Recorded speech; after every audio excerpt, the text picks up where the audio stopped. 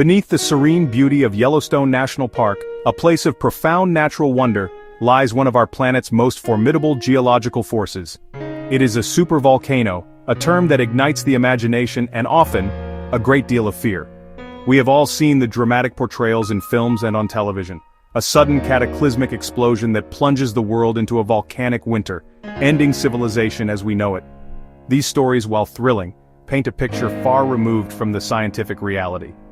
The truth of Yellowstone is, in many ways, more subtle and infinitely more fascinating than the fictions we have created for it. It is a story not of imminent doom, but of a dynamic, living Earth, one that we are learning to understand with remarkable clarity. They tell a different story, one based on data, not drama. In this exploration, we will journey beyond the sensational headlines to uncover the genuine nature of the Yellowstone supervolcano. We will look at its immense and powerful history, what USGS watches, realistic scenarios, ashfall, air travel and food impacts, odds and smart prep. We will look at its immense and powerful history, understand the sophisticated methods used to monitor its every tremor and breath, and explore the most probable scenarios for its future activity, which are far less apocalyptic than popular culture would have us believe. Our journey will take us through the science of volcanic forecasting, which of Earth's other sleeping giants, I wonder, are you most curious to learn about next? To comprehend the state of Yellowstone, one must learn to listen to it.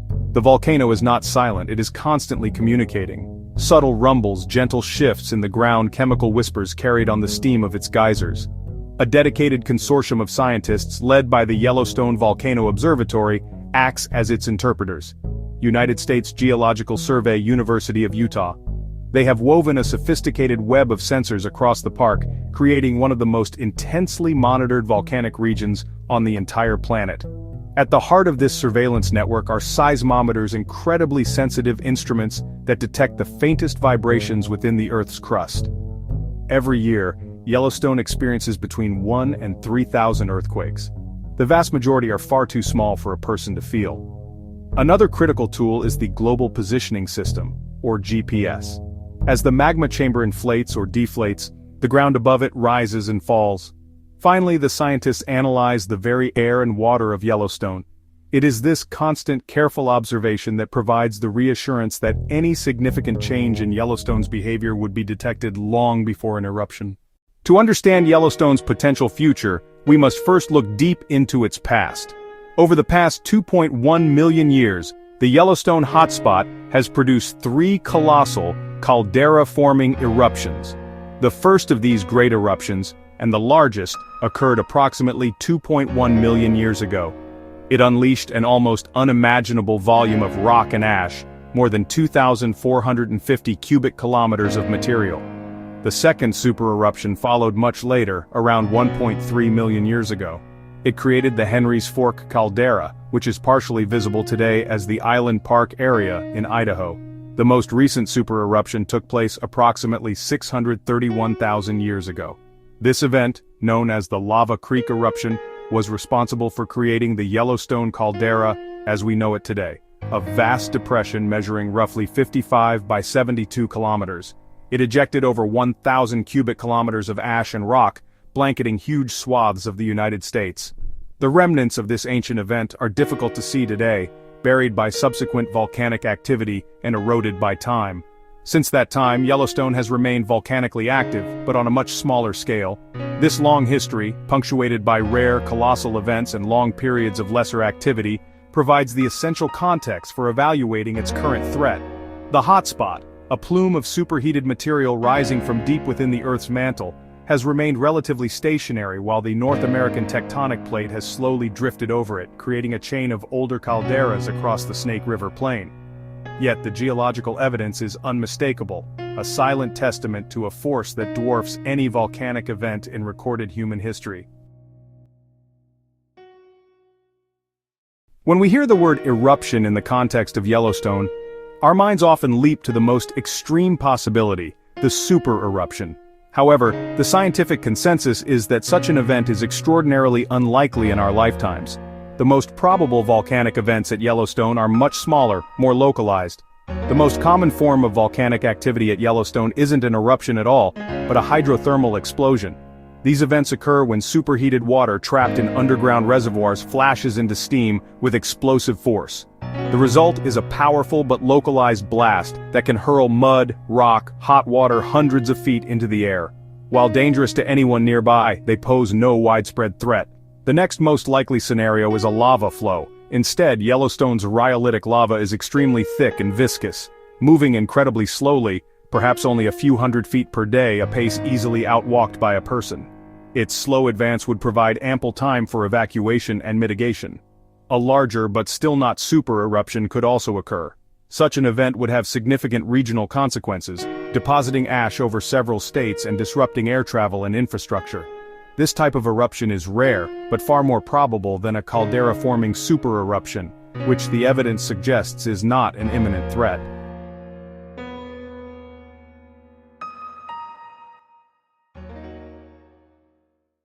Should a significant explosive eruption occur at Yellowstone, the most widespread and disruptive consequence would not be lava.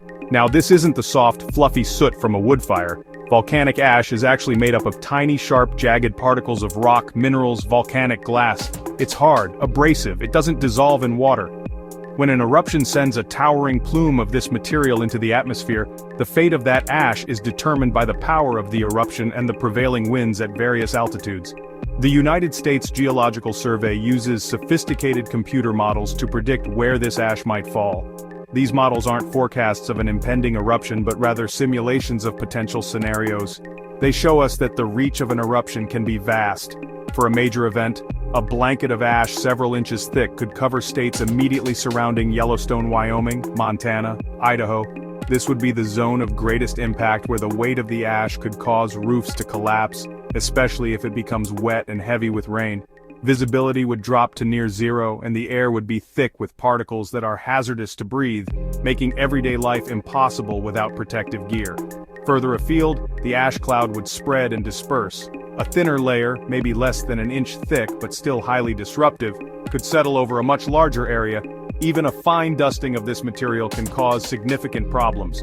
It can clog air filters of vehicles and short out infrastructure. The season, the direction and speed of the wind at multiple atmospheric levels, and the eruption's duration would all shape the final footprint of the ash. The USGS models provide us with a vital planning tool, a way to visualize the potential scope of the hazard. One of the most immediate and far-reaching impacts is the grounding of modern air travel. Jet engines operate under extreme conditions of temperature and pressure. When an aircraft flies through a cloud of volcanic ash, the fine abrasive particles are sucked into its engines. The particles first cause severe erosion to the compressor blades, reducing the engine's efficiency. Then, as they pass into the hotter combustion chamber, the glassy silicate material melts and fuses onto critical components, turbine blades, fuel nozzles. This re-solidified glass chokes the engine of airflow, leading to a loss of thrust and ultimately, complete engine failure. A famous incident in 1982 involved a British Airways 747 that flew into an ash cloud from Mount Galunggung, losing power to all four engines. The crew managed to restart the engines only after gliding out of the ash. Because of this severe risk, which is invisible to both pilots and standard weather radar, the protocol is clear. Aircraft must avoid ash clouds entirely. NOAA Washington, VAC advisories and FAA procedures guide airspace closures and rerouting. A major eruption at Yellowstone would release a vast plume of ash into the atmosphere, likely closing airspace over a huge portion of North America for days or even weeks. Power systems are particularly vulnerable. When ash, which can be conductive when wet, settles on electrical insulators at substations and on power lines, it can cause short circuits and widespread blackouts. Transportation would grind to a halt, roads would be slick and impassable, and vehicles at risk of engine damage. Open water sources could be contaminated and water treatment facilities overwhelmed by clogged filters.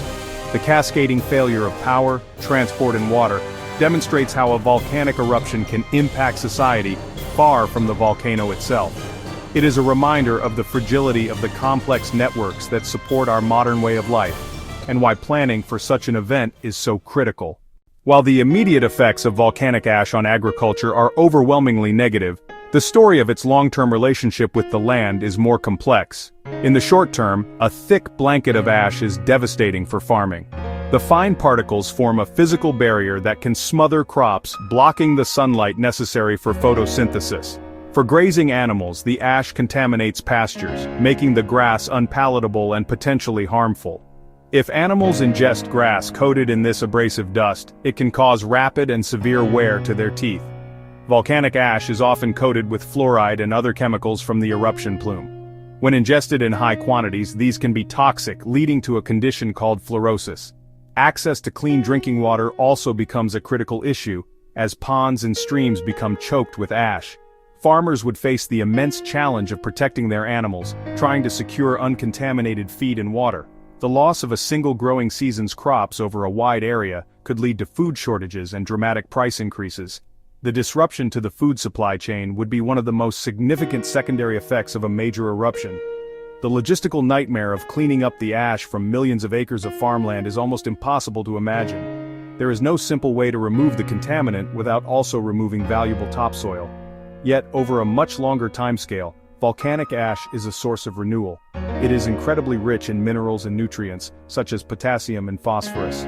Over decades and centuries, as the ash is weathered down and incorporated into the ground, it creates some of the most fertile soils on Earth.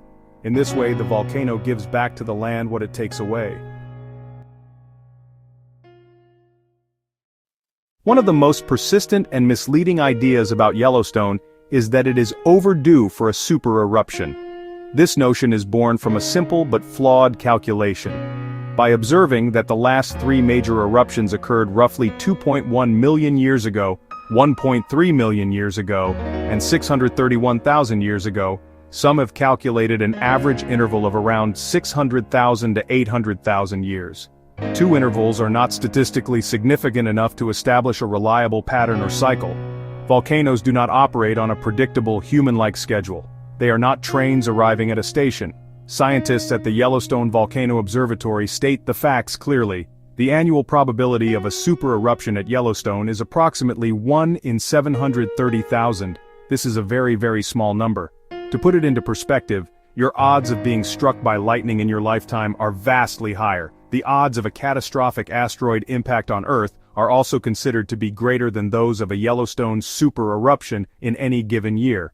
Current monitoring shows no signs of the kind of dramatic activity that would have to precede such a colossal event. An eruption of that magnitude would not happen without warning. The movement of such a vast quantity of magma would generate intense and escalating earthquake swarms and dramatic ground deformation. There is no evidence that Yellowstone's magma chamber contains enough molten material to even produce a super-eruption at this time. The system appears to be in a state of slow decline, dominated by solidification and smaller-scale activity. These precursors would be unmistakable to the dense monitoring network and would likely unfold over weeks, months, or even years. An eruption would not be sudden on a continental scale. The geological evidence simply does not support the idea that the volcano is primed and ready to blow.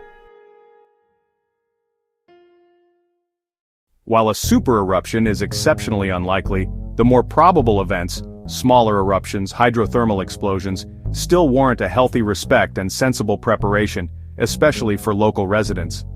Agencies like the USGS and Ready.gov provide guidance not to panic but to foster resilience.